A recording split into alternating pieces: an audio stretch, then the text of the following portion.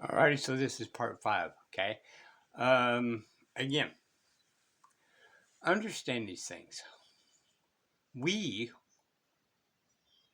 are in trouble with all these people, and we're the only ones that suffers the consequences when we are the people and we have political power to give them directives to be in honor and good faith and uphold the Constitution that they themselves are completely ignoring.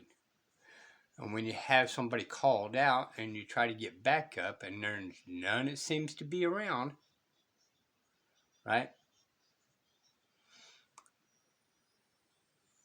You got to sit and think about this. Why is that? Why is these certain words everybody ignores? Judges, attorneys, of course, cops and attorneys fight one another, but they both ignore the judges or magistrates. All right. We never look straight forward, always look around us, be able to protect ourselves by any means necessary. Sorry. All right, let's go. Hello? The judge doesn't have to point a gun to steal money. He just signs a judgment order without lawful authority. And this nonsense about a civil case? That has nothing to do with it. Now, I might have to kind of step in there. Remember, the judge could give orders. However, that order must have a warrant. And there must be 5 elements in that warrant. If one of them is missing, then that warrant is null and void. But we'll ignore that. And everybody else been trained to be ignoring that as well, so they can do whatever they want to do. Authority to do something, no matter what kinds of case, means no authority. When these deputies refused to investigate, I went up their chain of command. Within a few days, I was invited to make a report at the Sheriff's Department headquarters. This report led to an inquiry by investigator Mike Lee. Here's what he told me. Got it. Yeah, so what I did with this case is I contacted the California Department of Justice. They have a special team that looks into allegations similar to the one that you're making.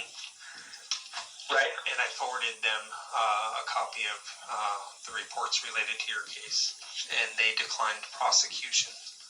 So at this time, the case is closed on our end. Obviously, you're welcome to avail yourself to any other avenue you think you can take it in. But from our perspective, there's not much more we can do with it. Okay, so you guys gave it to the California Department of Justice or the U.S. Department of Justice? California. We asked them to review it. We didn't give it to them. We asked them to review it to see if it was something that they would want to look into. Okay, and so they declined. That's correct. And so have you done the same with the within the Orange County District Attorney's Office? Yes, they did not want to do anything with it as well. Okay. All right. So then we're going to pause right there. Remember, what are they doing? The bar members, attorneys, and judges, right, magistrates, all are in the same union. They pay union dues for the license to practice law. Okay? They are protecting yourselves. It's just like filing a complaint on an officer and they investigate themselves. All right? And when you file a complaint on a judge, they investigate themselves. Well, this is not the way the system is supposed to work. It's the bar unions itself that created this system. You're going to, or you have closed the investigation? Yeah, the investigation is closed from our office. We asked them to review it to see if it was something they would want to look into? This isn't a decision of whether they feel like going out for hip-hop dancing or bowling after work or not. It's a mandatory, non-discretionary duty. Hey, DOJ, Sheriff here, yeah, I got another dumbass citizen being robbed by a corrupt judge. You have any interest? Feel like doing anything about it? What's new? If we actually investigated these claims on judges, America's crime rate might double. We can't let that cat out of the bag. Just make it look good and tell them the special team here at the Department of Justice looked into it and we declined to prosecute. Works every time. They're so dumb they can't figure it out. The Constitution is just toilet paper we used to wipe our asses with. Those rights they get all excited about are just privileges we can revoke whenever we feel like it. And today, I got better things to do.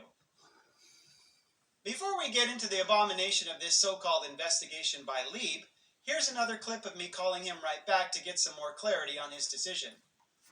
Okay, Mr. Berkey? Yes. Hi, sorry. Go right ahead, sir.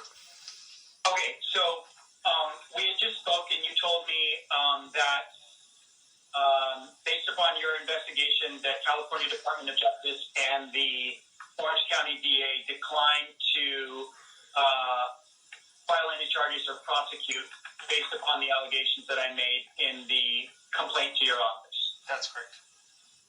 Okay. So there was another aspect to my complaint, which wasn't just about prosecuting anyone. It was about the executive branch's duty to protect me from what I'll just describe as lawless actions by government officials acting without authority. Okay. And so that's the other aspect. So I just wanted to be clear that the Sheriff's Department is declining to do anything about that issue as well. That's correct. Okay. What Lieb basically did was call the California Department of Justice and the Orange County District Attorney's Office to see if they had any interest in prosecuting the judges. It's obvious that if he thinks the DOJ is not going to prosecute, then he's off the hook and can just send me out the door. But again, that's not how this works.